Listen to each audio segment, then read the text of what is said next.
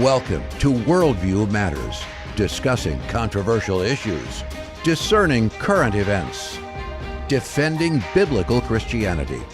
No topic off limits. And now, here's your host, David Fiorazzo. Hello, friends, family in Christ. Special treat today.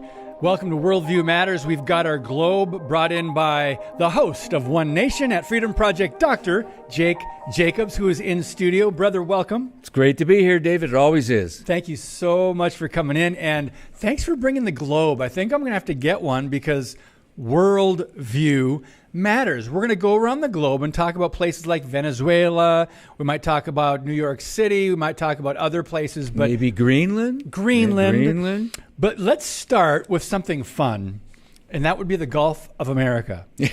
I have it.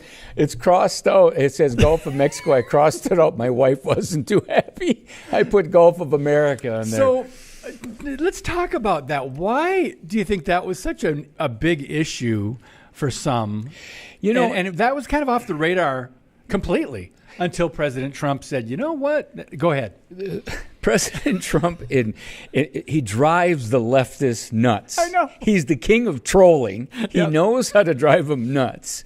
When we talk about Greenland, we'll talk a little bit more about that. Yeah. But when he did that, you know, they call it the Monroe Doctrine, based upon the Monroe Doctrine. The idea, you know, President Monroe, fifth president of the United States, December of 1823, gave a speech where, in essence, he said to the European colonists, "You're not messing around in our backyard anymore." And the fact of the matter is, we are going to make sure that doesn't happen again, right, or happen in the future. So you fast forward, you look at American presidents that were there, from Teddy Roosevelt to JFK, Cuban Missile Crisis, Reagan in Nicaragua, El Salvador, President George H.W. Bush with getting Noriega in Panama in 1989. And the reason Trump did that, it was his way of saying, this isn't about one little country that has profound damage in many ways, Mexico, but it's about the United States of America that is in essence going to design a new, what I call Trump Road Doctrine, in essence to say, no more are you going to get away with the things you've been getting away with. It's interesting because we just say it's a name on a map, but it really was the beginning of his new doctrine that is letting the world know. And by the way, when he lets the world know this, he's letting the Iranians know this, who are in Venezuela, the Russians, the communist Chinese. It's actually killing a lot of left-wing Marxist birds with one stone. So that little thing on the map is really a overarching big significant thing. Very significant. And tariffs play into this a little bit, don't they? Right. Because other countries were getting away with, you know, charging us massive tariffs, and we weren't charging them the same. And could you speak to that for a moment? I wasn't planning on talking about that, but I was thinking about that as you're explaining this, what he's trying to do, America First. Yeah, that's fascinating because, you know, a number of conservatives from maybe the Cato Institute or Heritage Foundation, or even others within maybe the von Mises School of Economics, or Milton Friedman, the famous Nobel Peace Prize winner, or even Friedrich Hayek, another great Nobel Peace Prize winner, advisor to President Reagan. A lot of those individuals are saying, wait, tariffs are going to cause profound damage. And yes, there is short-term suffering and pain that is involved in this. But President Trump, being a very astute businessman, understand, by the way, his major in college, University of Pennsylvania, was economics, just like Ronald Reagan's major was economics, right? The leftists hate to hear that stuff. But the whole point in saying that is Trump came along and said, let me get this straight. You can put tax on our goods, but we can't have a reciprocity back at you. And Trump is saying, nope, we're drawing the line here. And it's very interesting.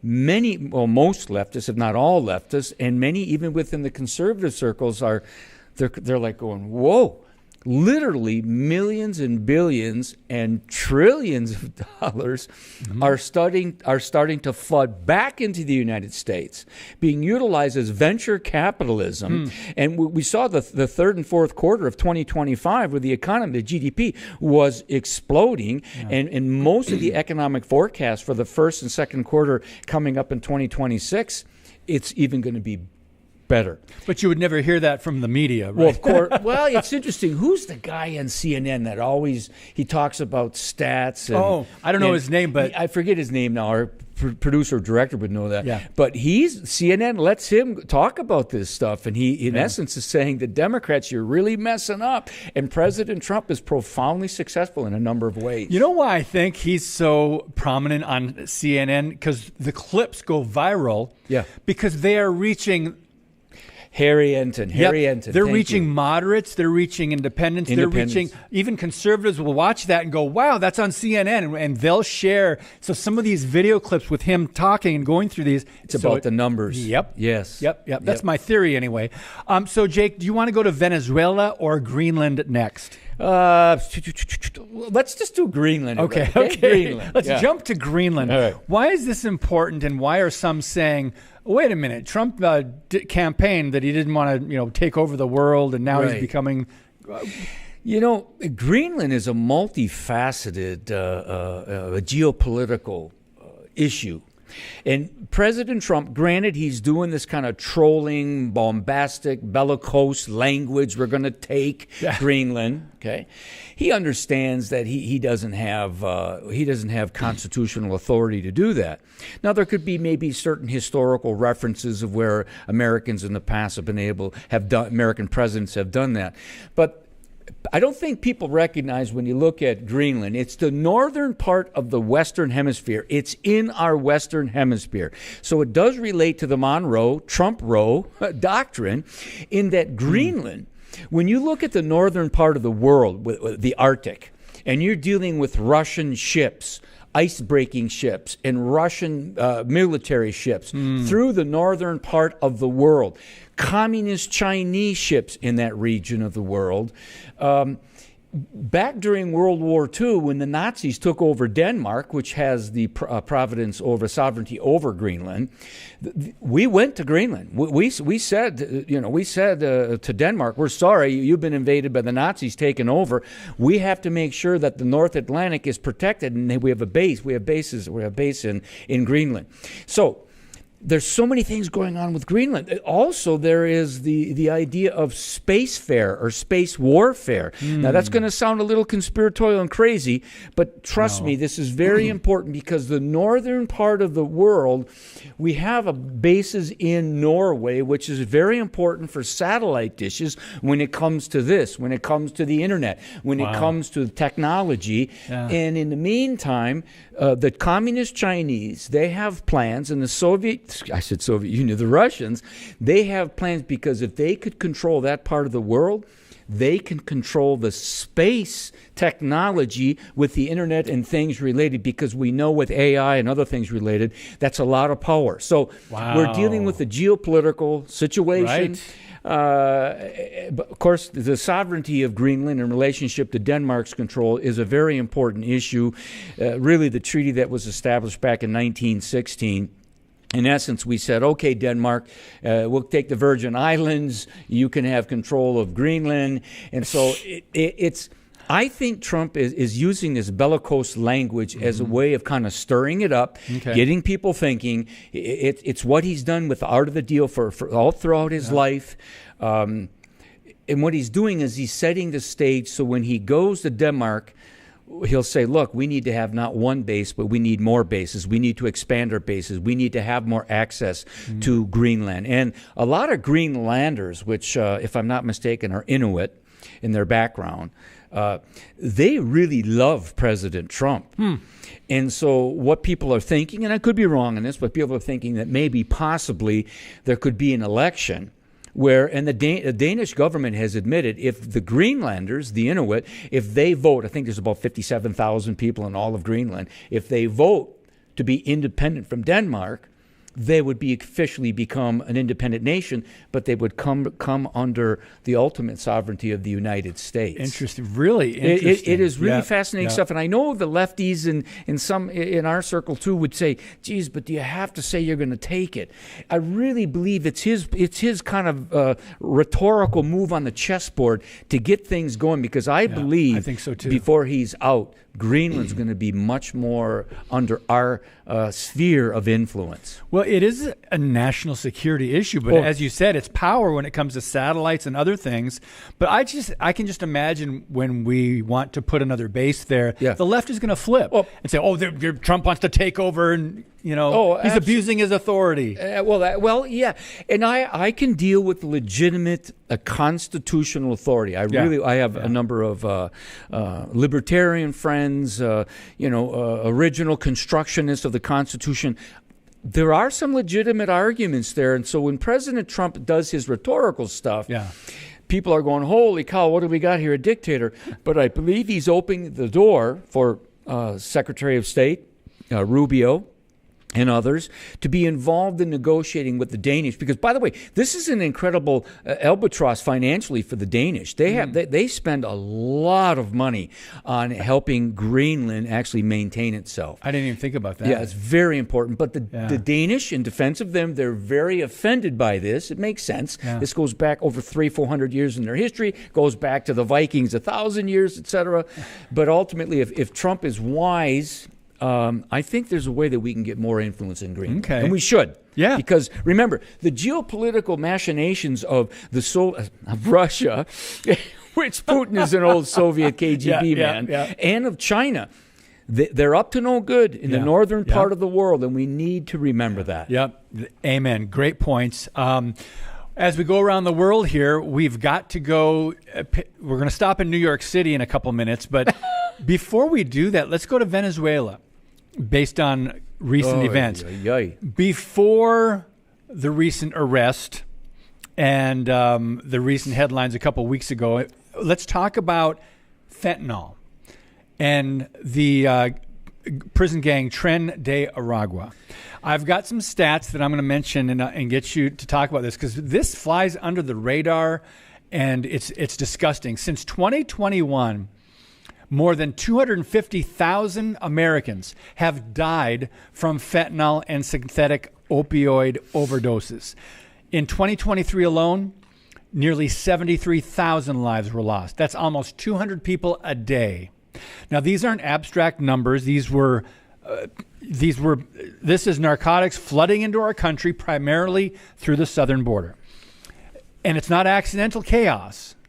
Venezuelan prison gang, the Tren de Aragua, expanded operations into U.S. cities, as we know, since during the Biden years.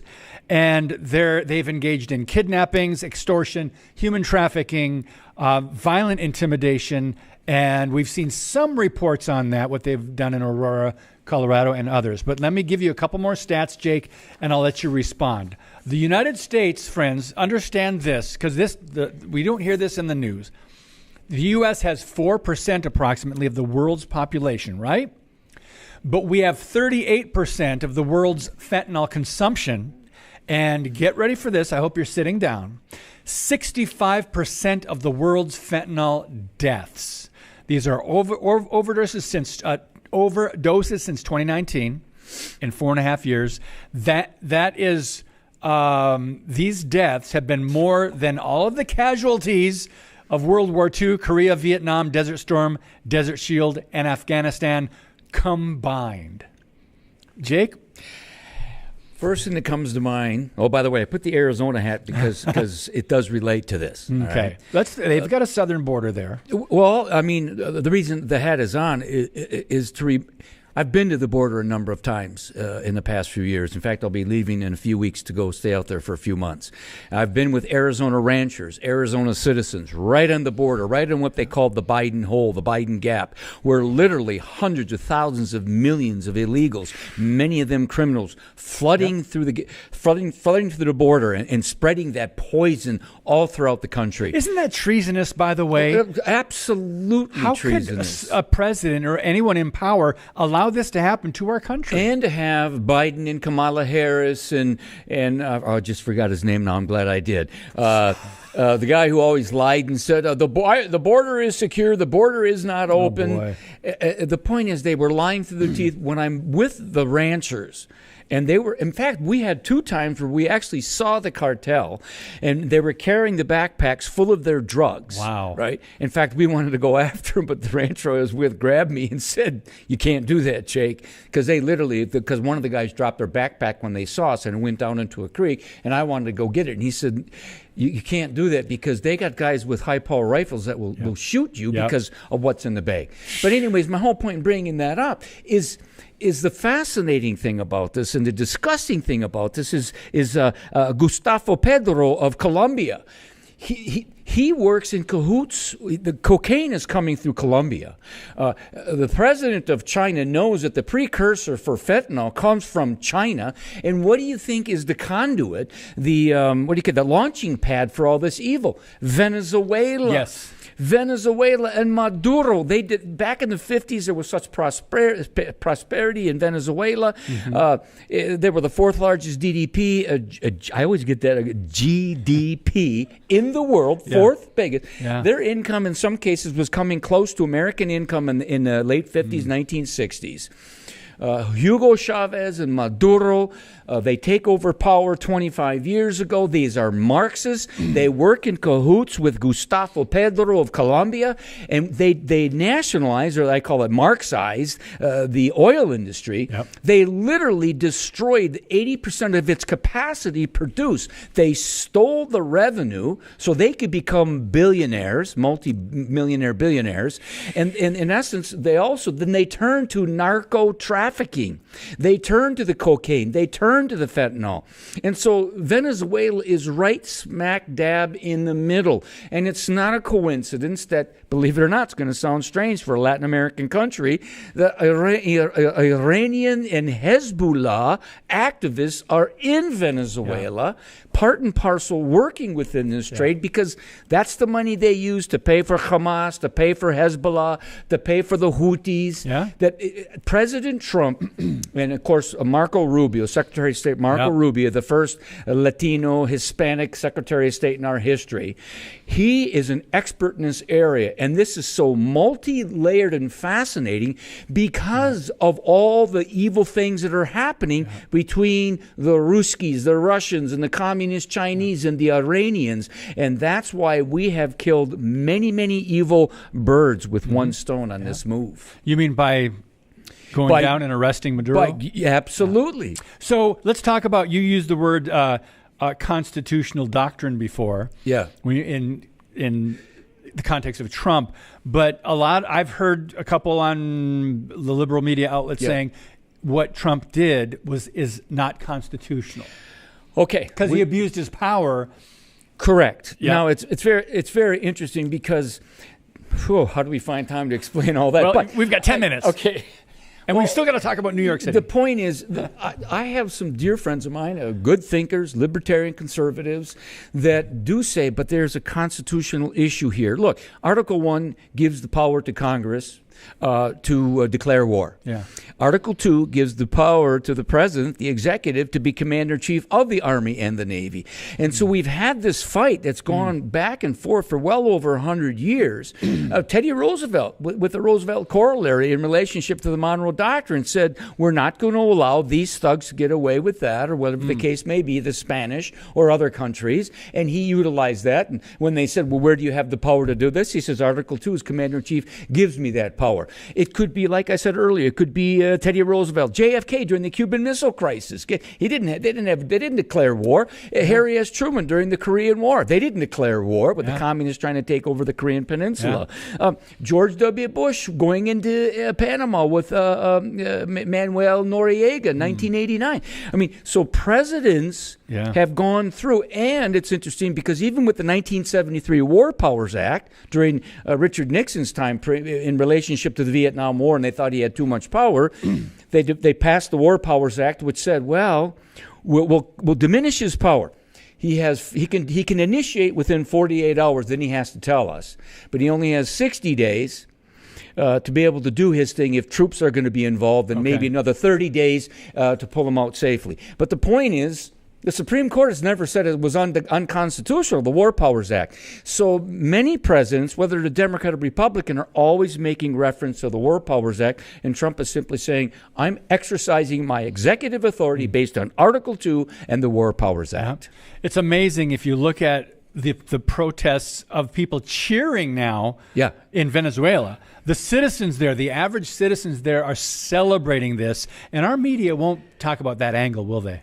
You know, it's absolutely amazing to me because 8 million Venezuelans, one of them is a friend of mine who I've worked with at YAF called Daniel Di Martino, who's working on his PhD at Columbia. He was just on Fox News this morning talking about this. His family fled Venezuela, and he says literally the people are overjoyed with what's going on. Okay, but in the meantime, what you see is a lot of these leftists. This is fascinating because the wokocrats, the leftists, the Marxists. Remember the NGOs, you know, the nonprofit organizations. They're going around with signs saying "Free Maduro." They're in downtown Manhattan. But these are paid agitators. They're paid agitators. These are leftists. These are Marxists. They're furious. Looks good in the photo op, though, for the left, for propaganda. Absolutely. But in the meantime, the people, the populi, the people of Venezuela. And by the way, right now what's happening is they're arresting Venezuelans all over Venezuela, and they're looking at their phones. They're confiscating their phones because on their phones they're talking to each other going, "Viva Venezuela, bravo President Trump." And if you were involved in supporting that, they're now going to arrest you or they're watching you. So the point is, we're in a very tenuous, very a tough situation where Venezuelans, they need support. So hopefully maybe Dominican Republic, El Salvador, possibly Argentinian troops, because the language is very important here, can get involved when the next election comes up and maybe Maria Maduro can be elected and they can bring true freedom to Venezuela. Okay, Jake, in the last 6 minutes, we can't run out of time before we talk about New York City and the election of Mamdani, and this guy is trouble. It's a sad reflection of New Yorkers that he was elected, but I think a lot of that was paid propaganda, and they really didn't know he was a communist. Maybe socialism sounds good until you actually try to apply it, right? Unless you look at world history, but there's so much ignorance. But the language he was using about collectivism and versus individualism was very fascinating. Would you care to speak about that and what's going on in New York City? Look, I understand you used the word ignorance and they didn't know. Unfortunately, I think a lot of them did know. Sadly, as you and I have taught, Dr. Duke, who has his wonderful Dr. Duke show, teaches and talks about quite a bit on his shows. Unfortunately, many, and I hate to be a generational pick-on guy because I'm always, okay, boomer, the old man doesn't know much. But there's sadly a significant number within the Zoomer generation and the millennial generation where they have gravitated towards socialism because it promises so much of this utopic lifestyle. They can maybe finally afford a home and it's going to make equality for all. And so if you look at the demographic numbers within the 5 boroughs of New York City, especially within the Manhattan area, they significantly voted for him knowing that he has a profound track record of Marxism. And by the way, he's a blend of Marxism and jihadi Islam. He was sworn in on the Quran, and he knows exactly what he's doing. And by the way, it's why he's furious that Maduro, of all cities, is in New York City. He's in New York State. And he is one of these leftists that didn't want Trump to stop what was going on in Latin America. And keep your eyes on him, because I know the city council has a lot of power, but if he can implement even 20% of what he wants to do, New Yorkers are going to flee New York like Venezuelans fled Venezuela. We'll see. A lot is yet to be determined to see how this plays out, how much power he is actually able to unleash, and if there's going to be any restraint there. But let's talk about Minneapolis, St. Paul, and the Somali chaos there. Well, and where they, some people are watching the news and going, how did they get all this money all these years? to do whatever. And it didn't go to the people that really needed help, or it didn't go to an authentic daycare or something like that. People are fed up with some of this. But yeah, these are pockets. Dearborn, Minneapolis. Houston, Texas is growing. Houston, the mosques down there. But what do you think is going to happen in Minneapolis? Well, I have a number of friends who have left either Minneapolis or St. Paul when they went through the whole, remember I wrote the book Mob Rule in 2020, and you saw the lies and distortion of what really went on. You saw the burning down of buildings, the attacking of people, black, white, brown, and all colors in between were attacked simply because they got into the way of the mob. And to see people like Kamala Harris and the mayor of Minneapolis and other dignitaries, Keith Ellison, the lover of Antifa, and to see all of them support that insanity that was going on. Lawlessness. The lawlessness. To see the mayor, what's his name, Fry, the mayor of Minneapolis out there, get out of Minneapolis. It has gone to hell in a handbasket, that beautiful city of Minneapolis, where now you're having more mob rule. That activist that was shot, she was a political hardcore left-wing activist, LGBT advocate activist, that in essence was going after that ICE agent, and it's absolutely a shame, and it's happening across the country that way. Well, the rhetoric, and we've only got a minute and a half here, Jake, but even since the assassination of Charlie Kirk, the rhetoric of the left has not changed. Democrat leaders are still saying they're Gestapo, they're putting down ICE agents, they're saying, don't do what they say, they're trying to dox them. This is really a rebellion against law and order, isn't it? It absolutely is. No, it absolutely is, and that's why not a perfect president, no president ever is, but I'd rather side with a president who stands strong on the rule of law, has a strong Secretary of War, Pete Hegseth, has a brilliant, strong Secretary of State, Marco Rubio, excuse me. The people behind him, national security, his advocacy for obeying the law, respecting the police, closing the border, stopping criminal elements, poisoning our children throughout the country. I'll stand with that before I'll stand with leftism and wokeism. All right. So you're going to take some time off and get some rest and relax in Arizona. I'm a little bit envious, although I love the snow. But we'll keep in touch with you. And I know also, friends, you've been seeing the promotion for the Worldview Matters Conference. Dr. Jake Jacobs is one of the speakers. Oh, I can't wait. Thank you. That's May, right? 1st and 2nd. Oh, I can't. You better really be back excited. in Wisconsin. I'll be back. May back. 1st and 2nd. I can be back from my grandson's first birthday on April 17th. Awesome. Awesome. Mine is the 19th, by the way. So. Oh, fantastic. So, friends, FreedomProject.com, One Nation. You can catch up with Jake, and he talks about so many other issues, but it was fun to talk about the globe and geopolitics and what's going on in the country and just things the media really doesn't touch on and your perspective. Thanks for your time, brother. Hey, Good to by have the you. way, the song, when I look at the globe, the song, "He's Got the Whole World in His Hands," comes to my heart. Praise God. Well, thank you, friends. God bless you. And as always, keep speaking the truth about things that matter.